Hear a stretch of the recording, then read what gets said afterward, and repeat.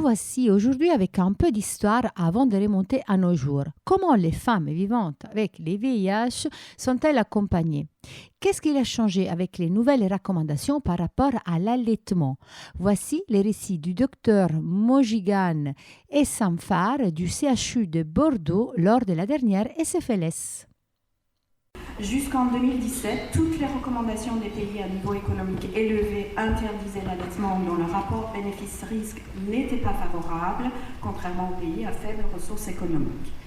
Les recommandations IACS, déjà en octobre 2017, stipulaient que les femmes vivant avec le VIH ne devraient pas allaiter, mais si elles insistaient, elles devraient être accompagnées.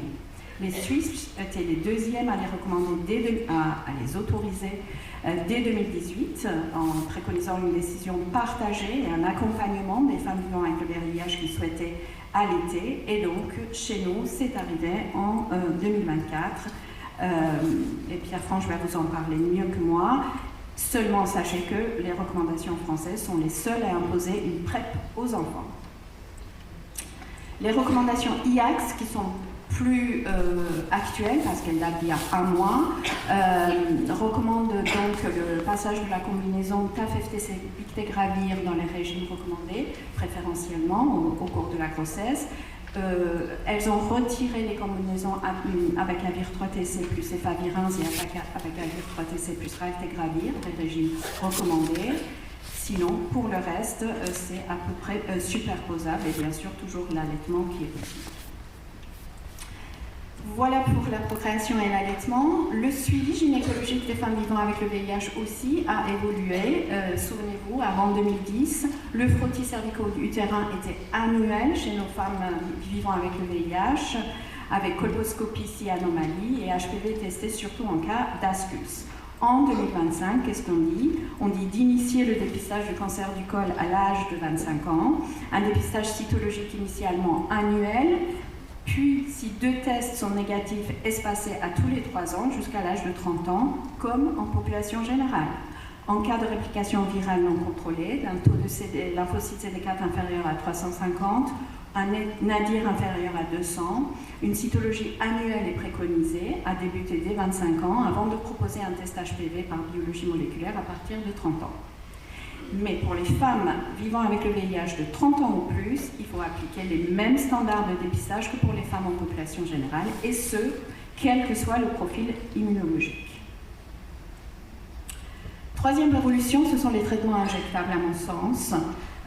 Dès 2021, l'association Cabotegravir-Rilpivirine a permis à ces femmes, bien sûr, d'espacer leur prise de traitement, de ne pas y penser tous les jours et surtout de se traiter à l'insu de leur entourage. J'ai voulu quand même ici juste citer, parce que ce n'est pas le propos de ce topo aujourd'hui, les CARES, dont les résultats à 96 semaines ont été dévoilés à la CROI cette année, où il y a quand même 58% de femmes dans chacun des bras, une comparaison de cabotegravir-rilpivirine avec un traitement oral standard, une population donc très proche de notre patientèle parce que originaire d'Afrique subsaharienne, avec une médiane de 8 ans sous traitement, avec un IMC supérieur à 30 dans 20% de la population d'études et sans génotype de résistance disponible à l'initiation du traitement injectable, des résultats tout à fait comparables entre des groupes et des succès virologiques supérieurs à 95%. Les CHPTN 084 qui évaluaient le cabotegravir en PrEP a été évalué également chez les femmes enceintes et allaitantes et a montré l'innocuité du cabotegravir chez ces femmes-là. Et les CPLOS1 pour le lenacapavir en PrEP, qui n'est pas encore disponible en France, a également prouvé l'innocuité de cette molécule chez les femmes enceintes et allaitantes. Pour finir, la qualité de vie. Peut-on vivre avec le VIH en 2025 et mener une vie normale? Donc on a cité les facteurs qui ont été améliorés, le traitement antirétroviral efficace avec une charge virale indétectable, une espérance de vie proche de la population générale, moins d'effets secondaires des traitements, des prises possiblement maintenant espacées et à l'insu de l'entourage, un projet parental accompagné avec prévention de la transmission mère-enfant, et une baisse très importante du risque de transmission, et maintenant l'allaitement possible. Il reste bien sûr encore des facteurs à améliorer, la stigmatisation de cette population, que ce soit dans la vie affective et les soins, responsable de syndrome dépressif comme démontré dans l'étude Calivi de l'accord d'Aquitaine, l'impossibilité de divulguer son statut de séropositif aux partenaires, à la famille, les amis ou aux collègues de travail, nécessité de traitement à vie, bien sûr, encore à l'heure d'aujourd'hui, et un fardeau d'un traitement quotidien. Donc en 2025, on préfère ne pas attraper le VIH dans la mesure du possible, même si beaucoup de facteurs ont été améliorés dans l'évolution de la prise en charge des femmes. Le professeur Pierre Frange de l'hôpital Necker est intervenu tout de suite après.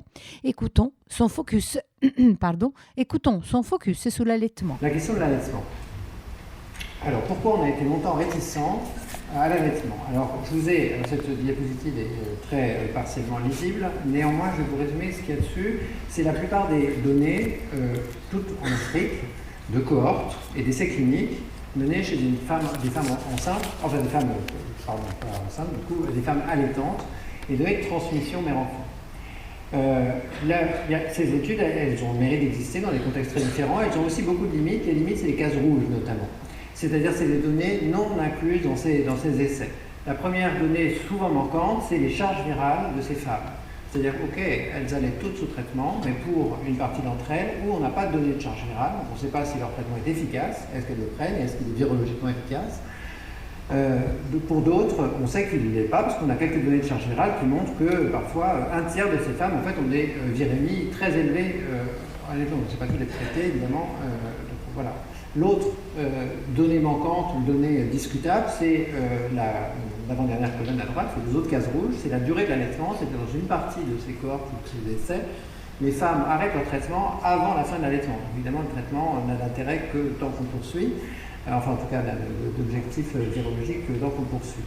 Néanmoins, dans les études, disons, les plus strictement menées, avec le plus de données, d'exhaustivité de données, on arrive aux cases vertes, qui sont les taux de transmission les plus bas du fait de l'allaitement protégé par le traitement de la mère, qui sont entre 0,4 et 0,5% en fin d'allaitement, sachant que c'est des allaitements longs, on est en Afrique subsaharienne, donc c'est très bien dans le sens où ça n'a évidemment rien à voir avec le taux de transmission spontané au cours de l'allaitement. Néanmoins, ça induit pendant un certain temps une forte réticence, un certain nombre de cliniciens, en tout cas vis-à-vis de l'allaitement au vu de ces données. Alors néanmoins, c'est des contextes qui sont extrêmement différents d'une autre. La majorité de ces études, elles sont faites chez des femmes qui initient un traitement antirétroviral au cours de la grossesse. La grande majorité des femmes qu'on suit, ça fait bien longtemps qu'elles sont sous traitement, avec des charges virales très régulièrement mesurées et une infection qui est parfaitement contrôlée. Donc qu'est-ce qu'on a comme données récentes dans des contextes plus similaires aux nôtres?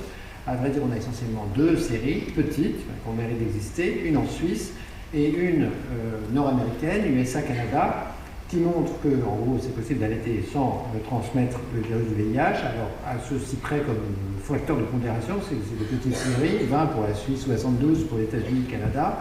Deux, que les prophylaxies néonatales qui sont données, alors il n'y en a pas en Suisse, enfin on ne donne pas en Suisse dans ces situations de parfait contrôle virologique de l'infection maternelle.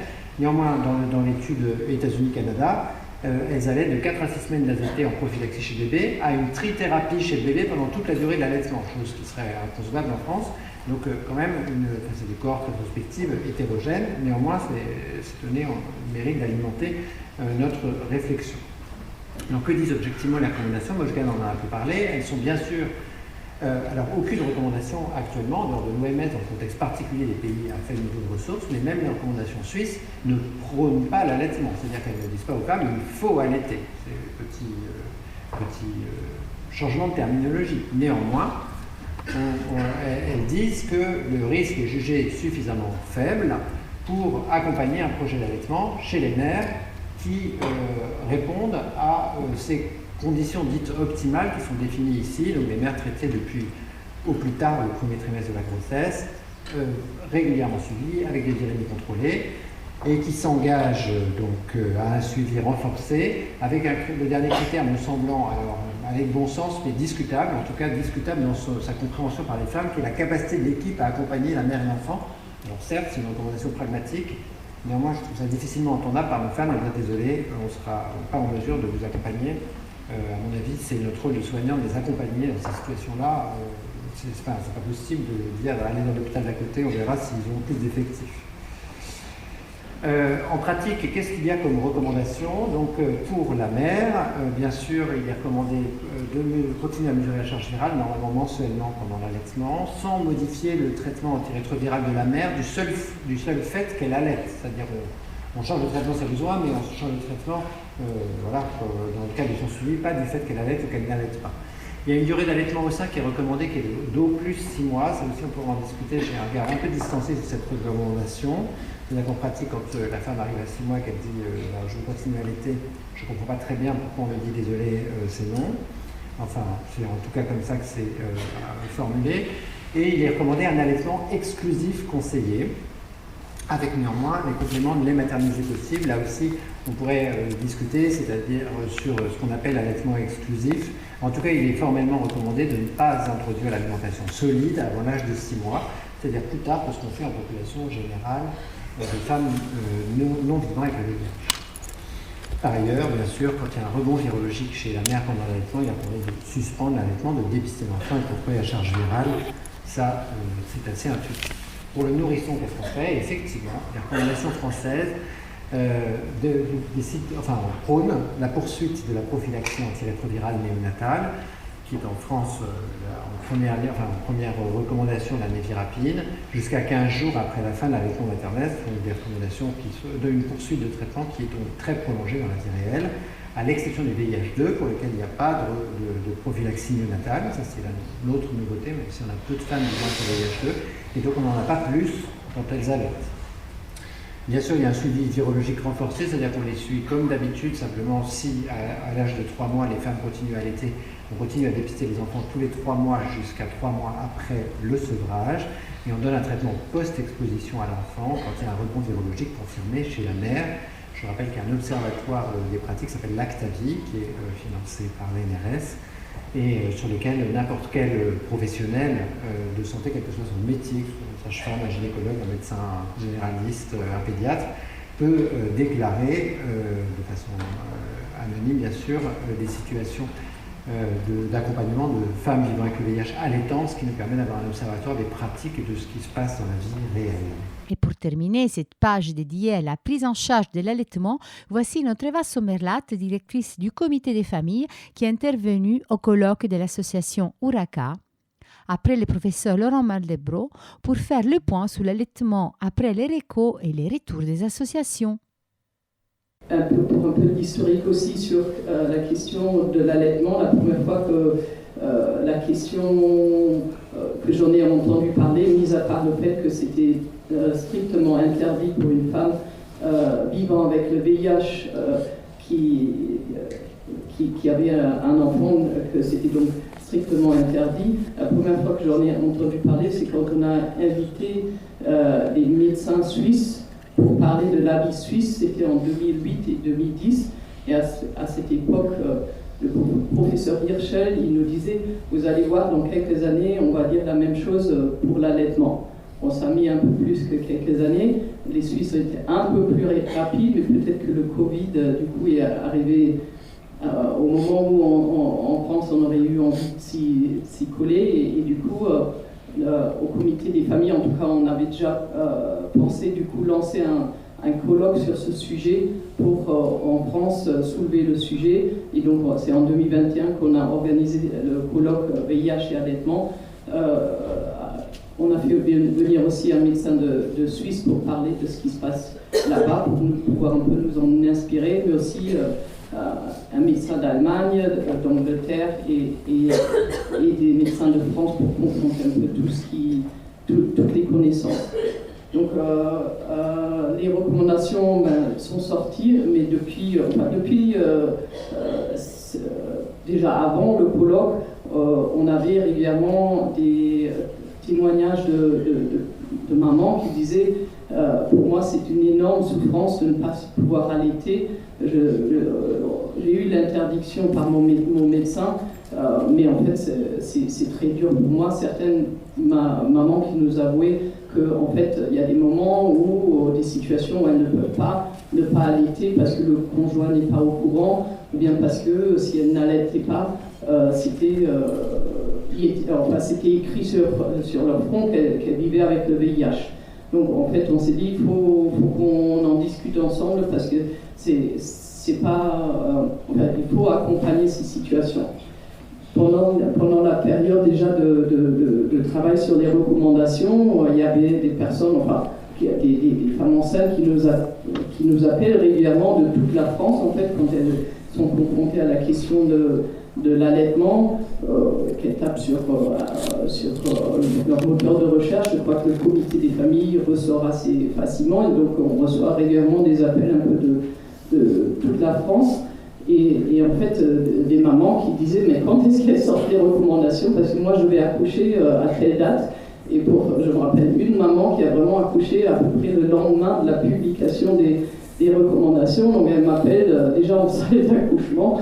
Elle me dit est-ce que tu peux me les envoyer par mail parce que je crois qu'il y a toujours une opposition à mon projet d'allaitement. Et donc je lui ai transmis les recommandations qui venaient de sortir et elle m'a rappelé quelques heures plus tard pour dire oui ça a fonctionné, ça a convaincu, il y a eu un peu moins d'opposition, enfin j'ai pu mener à bout mon projet.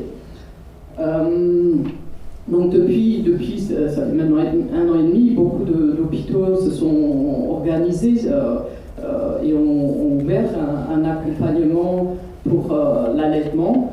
Donc il y a de plus en plus de situations de femmes qui nous expliquent que ça y est, elles sont accompagnées, elles allaitent et ça se passe bien.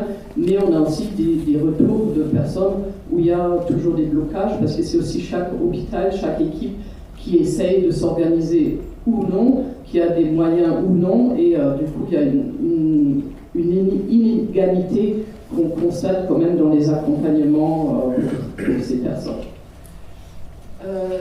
Donc on a un peu répertorié les situations qu'on rencontre au comité des familles. Donc il y a quand même encore majoritairement des femmes qui n'allaitent pas et qui donnent du lait artificiel. Donc qu'est-ce qui a motivé leur choix? Donc comme le dit Laurent, il y a un certain nombre de cas où il n'y a simplement pas de projet d'allaitement. Il y a aussi celles qui ne sont pas en scénario optimal, où il y a eu une remontée de la charge virale pendant la grossesse, ou une instabilité qui fait que elles ne sont pas en scénario optimal. Il y a aussi des femmes qui sont assez désespérées parce qu'elles sont en scénario optimal avec une charge virale indétectable depuis au moins 6 mois, mais qui ont eu quand même une opposition parce que, assez récemment, c'était que l'hôpital n'était en fait pas organisé, un hôpital parisien, et qui du coup a refusé un accompagnement à l'allaitement puisque ça fait partie des conditions dans les recommandations d'avoir les moyens, une équipe qui estime avoir des moyens pour pouvoir accompagner. Donc il y a différentes situations de blocage, d'opposition au projet d'allaitement, où parfois on arrive à intervenir, parfois s'il manque d'informations auprès des hôpitaux, parce qu'il y a des équipes qui ont une très petite file active de femmes vivant avec le VIH, donc ce n'est pas un sujet qui rencontre régulièrement. Et donc ils ne connaissent pas forcément encore les recommandations. Donc parfois il suffit d'envoyer en effet ou d'indiquer les recommandations et la patiente peut négocier avec son médecin, l'équipe médicale. Parfois aussi on a pu faire appel à Laurent pour qu'il se mette en lien avec des équipes qui étaient mal à l'aise, qui ne voulaient pas accompagner des patientes qui souhaitaient allaiter et parfois ça a pu aboutir. Et il y a aussi une situation où finalement l'équipe n'a pas voulu changer d'avis alors que la patiente était véritablement en scénario optimal. Du coup, les difficultés rencontrées pour ces personnes qui donnent du lait artificiel, comme le disait Laurent, c'est le regard de l'entourage, c'est aussi la peur, enfin la culpabilité de se dire j'ai pas fait ce qu'il y avait de mieux pour mon bébé. Un postpartum donc plus compliqué et aussi pas d'espace de parole pour parler de cette souffrance. Les points positifs, c'est que, en tout cas en Île-de-France, mais ce n'est pas le cas sur tout le territoire, mais elles peuvent obtenir du lait artificiel gratuitement, même si c'est comme souvent limité dans le temps et dans la... Enfin voilà, c'est pas non plus toujours sans limite, mais il y a aussi des régions où elles n'ont pas accès à du lait gratuit. Il n'y a aucun risque de transmission, et puis l'accompagnement pour le bébé est le même que... enfin, est plus similaire que des situations hors VIH. Même si finalement, les consultations pour le bébé, quand il y a un allaitement, ne sont pas, il n'y a pas beaucoup plus de consultations finalement quand on décortique le protocole. Donc, celles qui allaitent, pour la grande majorité, c'est vraiment qu'elles souhaitent faire ce qu'il y a de mieux pour leur bébé dans la balance bénéfice-risque. Elles estiment que le bénéfice est plus important que le risque de transmission, comme on indique, comme il est indiqué à être extrêmement faible, proche de zéro. Donc, elle souhaite favoriser le lien mère-enfant et essayer de ne pas être identifié comme personne vivant avec le VIH. Il y a aussi parfois le projet de voyage. Et il y a aussi celles qui disent, moi je souhaite suivre les recommandations que j'ai connues dans des pays voisins de la France. Donc les difficultés rencontrées, c'est qu'elles sont quand même un certain nombre, peut-être que ça va aller de mieux en mieux, mais il y a quand même un certain nombre d'elles qui disent avoir dû passer par une phase de négociation pesante, compliquée, avec une équipe médicale réticente, opposée au projet. Il y a aussi des mamans qui expliquent qu'en fait elles étaient dans un flou, elles ne savaient pas en fait quoi choisir parce qu'elles ne comprenaient pas qu'est-ce qui m'attend si je choisis d'allaiter. Donc un besoin d'information et de mieux comprendre ce suivi qui va être nécessaire pendant la période d'allaitement. Et aussi la question de la difficulté vis-à-vis de la PrEP, notamment celles qui disent bon ben moi non, je ne souhaite pas donner la PrEP. Il y a certaines qui ont abandonné le projet d'allaitement puisqu'elles ne souhaitaient pas donner la PrEP. Il y a celles qui ont essayé de tenir tête et soit avec une transparence si elle estimait que c'était possible ou non vis-à-vis du médecin de finalement allaiter sans donner cette PrEP. Et puis donc pour certaines mamans ce parcours leur semblait compliqué quand même, le parcours de soins pendant l'allaitement. La question de l'allaitement exclusif, bon finalement, comme le dit Laurent, c'est finalement pas aussi strict que ça, mais il y a certaines mamans qui pensent que c'est très strict, voire certains soignants qui le pensent. Et également la question du sevrage à 6 mois, il y a ceux qui comprennent que c'est vraiment 6 mois et pas un jour de plus. Donc c'est aussi assez... ça dépend un peu de l'équipe en face, mais cette question de l'allaitement exclusif n'est pas tout à fait simple pour toutes les mamans, ainsi que le sevrage.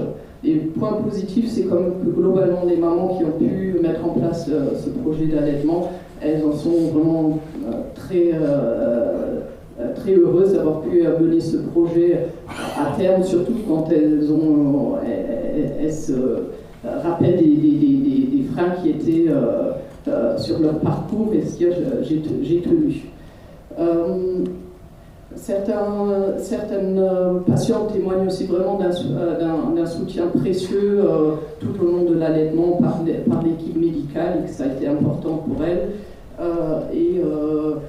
Le sentiment d'être finalement quasiment comme une maman sans le VIH.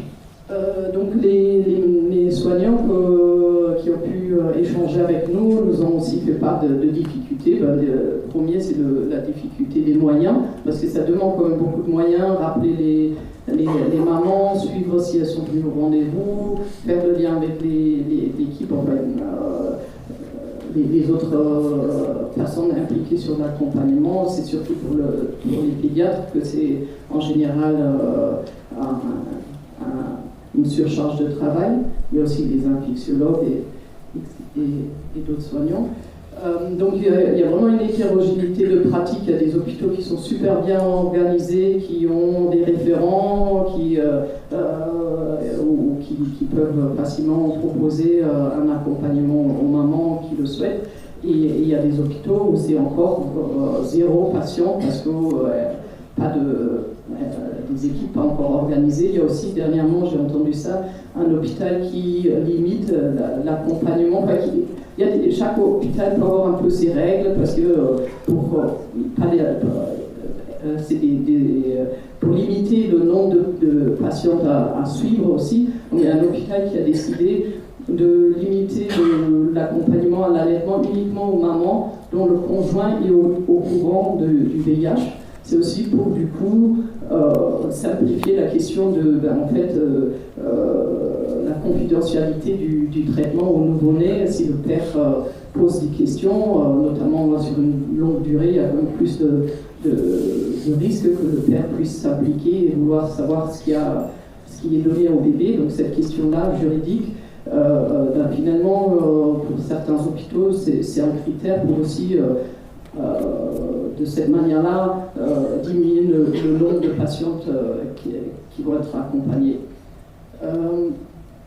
Donc, il faut encore faire un travail de formation pour que tous les soignants, pas que les médecins, aussi les infirmières, les aides-soignants, un nombre de professionnels, tous les professionnels qui entourent la maman puissent être au courant de connaître ces recommandations.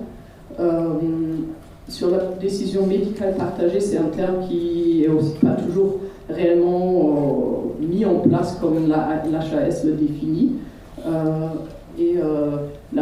Bien sûr, le problème par rapport aux personnes femmes migrantes qui ne parlent pas forcément la langue, donc là, ça devient aussi encore beaucoup plus compliqué pour bien les accompagner. Donc il y a un consensus d'associations qui s'est réuni pour parler de ces recommandations et pour faire des préconisations. Donc il y a l'Action de traitement, Décide-moi un mouton, AIDS et donc le comité des familles et aussi le collectif TRT5 qui est impliqué. Donc d'aborder le sujet du choix très tôt, éventuellement dans un rendez-vous de préconceptuel s'il a lieu, mais en tout cas tout au début de la grossesse et impliquer ces mamans qui souhaitent ou qui sont en réflexion dans les groupes avec les mamans qui souhaitent allaiter dans les ateliers pour l'allaitement. Avoir un discours neutre, oui, on voit qu'il y a des fils actifs,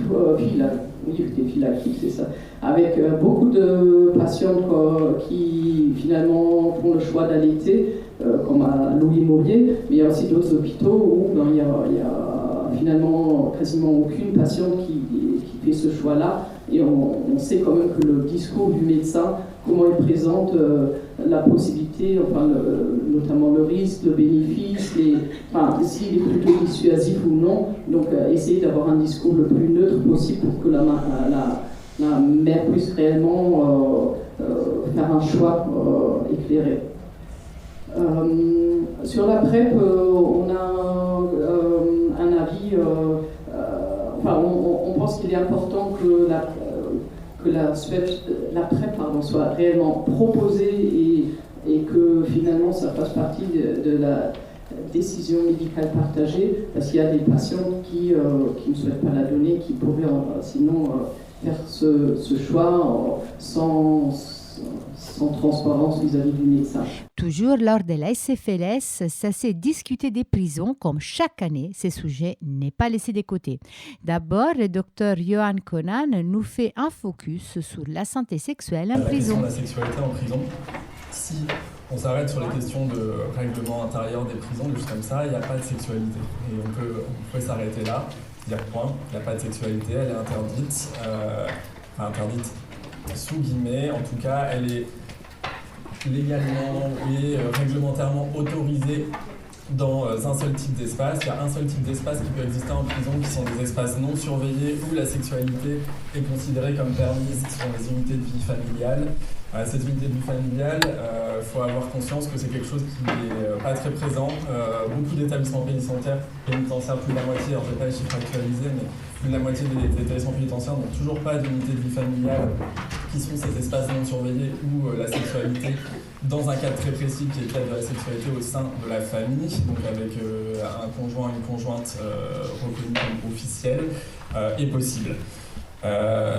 Aussi, les questions d'accès à ces UVF, ces unités de vie familiale posent beaucoup de questions parce que dans les faits, les personnes qui peuvent y accéder vont être assez limitées, assez restreintes. On va avoir besoin d'avoir montré des comportements plutôt exemplaires, de ne pas avoir d'être passé en commission disciplinaire, en section disciplinaire. Il y a plein de choses qui restreignent ces accès aujourd'hui aux UVF et qui fait que dans les faits, ce sont des dispositifs qui, quand ils existent, restent insuffisants et ne permettent pas, si on se réfère à des définitions de la santé sexuelle, telles qu'on a pu en parler depuis le début du congrès, dans des approches plutôt positives et orientées autour du bien-être, orientées autour du plaisir, on n'est pas dans quelque chose qui permet d'assurer des sexualités suffisantes dans les établissements. Et donc, s'il n'y a qu'un endroit où c'est vraiment autorisé, ça implique un petit peu implicitement, même s'il n'y a rien dans la loi qui dit qu'on ne peut pas le faire, mais qu'il y aurait une sorte d'interdiction de la sexualité en prison.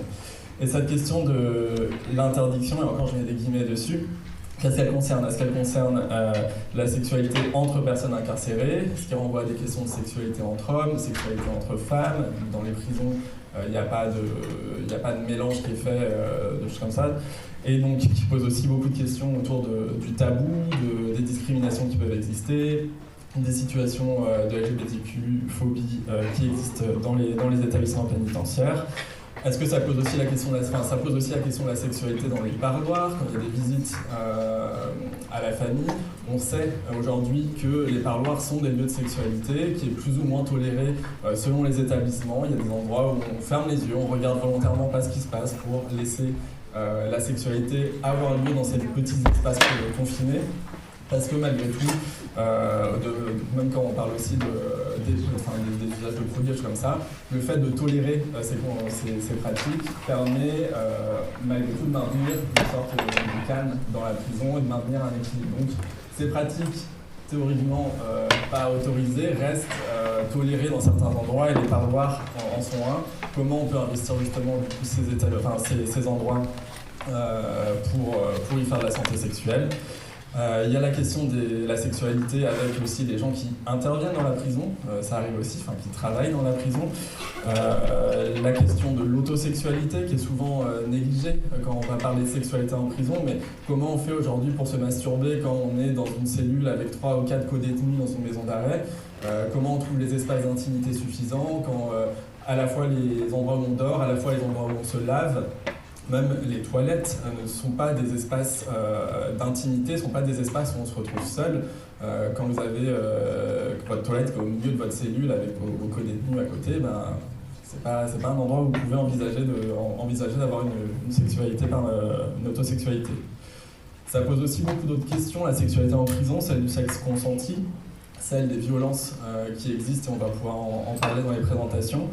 Celle du sexe contre service, qui est aussi des pratiques qui existent en prison et qu'aujourd'hui on ne recense pas, qu'on n'essaye pas de diagnostiquer, en tout cas de savoir à quel point ça existe, qu'est-ce que ça recouvre comme entité. La question du recours aux travailleurs et travailleuses du sexe également. On parlait des parloirs, il y a des gens qui inscrivent des travailleurs et travailleuses du sexe sur leur liste de visiteurs et de visiteuses. Tous ces endroits en fait sont plein d'endroits où la sexualité en prison existe et où aujourd'hui il faut qu'on réfléchisse, que soignants, associatifs, tous les intervenants qui peuvent être amenés à parler de santé sexuelle avec des personnes incarcérées puissent se saisir parce que c'est toutes ces réalités-là que ça implique. Du coup, pour conclure cette présentation, et ce que j'aimerais bien que vous puissiez garder en tête tout au long de la séance, et notamment pour les questions qu'on aura à la fin, c'est comment on passe d'une approche de la sexualité, parce qu'aujourd'hui, quand on fait des interventions sur la sexualité en prison, on maintient toujours ce retard qu'on a en santé sexuelle de manière générale, mais retard qui est amplifié par le milieu carcéral, d'avoir une approche plutôt négative, une approche par les risques, une approche sur comment on limite ces risques, ou en tout cas comment on perçoit la sexualité de manière qui ne met pas en danger la santé, la vie. et d'avancer en tout cas dans les questionnements qu'on peut avoir sur comment on transforme maintenant aussi ces actions-là sur quelque chose tourné vers le positif et de la sexualité qui va apporter du plaisir, qui va apporter du bien-être, qui va apporter de l'épanouissement, de la sexualité comme droit humain et donc qui doit être respecté au même titre que tous les autres droits, même à l'intérieur des établissements.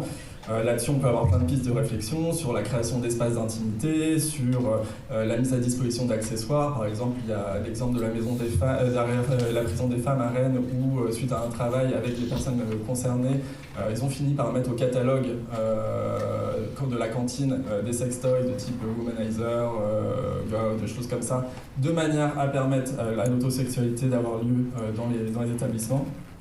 Et enfin sur l'accompagnement que nous on va pouvoir proposer aussi aux personnes qu'on accompagnera dans ces situations-là pour permettre une sexualité qui les épanouisse parce que ça reste un droit. Et maintenant, Mathilde Matzinger-Bertram du Cégide de Lille nous parle du consentement. Donc effectivement, moi je travaille dans un Cégide et la spécificité de celui-là, c'est qu'il est le seul à être implanté directement en détention. Il y a beaucoup de prisons qui fonctionnent avec des Cégides à l'extérieur. Nous, au CHU de Lille, on a fait le choix d'avoir un Cégide dédié en milieu carcéral, ce qui veut dire que la totalité du temps infirmier et du temps médical, mais en binôme, se passe en intramuros. Du coup, on m'a demandé aujourd'hui de vous parler un peu de consentement et de prévention des violences sexuelles pour vous donner un exemple parmi tant d'autres, mais en tout cas l'exemple qui est celui de notre pratique dans les Hauts-de-France. Juste un petit peu de contexte, je vous présente rapidement le Cégide, c'est pas l'objectif aujourd'hui, c'est juste pour que vous sachiez de quoi on parle. Le Cégide fonctionne sur différentes activités, la plus grosse activité, notre activité phare, c'est ce qu'on appelle la consultation emprunt santé Cégide. Celle-là, on la propose systématiquement à toute personne qui se voit écrouée sur les établissements ou d'Annelin ou de Sequedin. On fait une remise des résultats de sérologie, on a tout un questionnaire avec les questions sur les différentes prises de risques, sur des questions sur les produits et les consommations et des questions sur les violences, qu'elles soient sexuelles, physiques, psychologiques, financières, tout type de violence. C'est un temps d'information pour la PrEP, le TPE entre autres, et c'est un temps de proposition vaccinale. Ça, c'est une grosse partie de notre travail.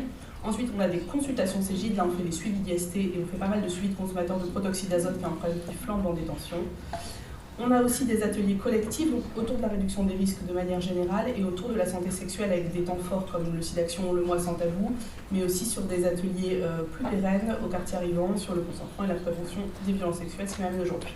On a aussi des temps de consultation de sexo individuels. Donc la question du consentement, quand elle est en entretien individuel, je vous l'ai dit, chaque personne qui est écrouée en détention doit proposer en entretien de Cégide.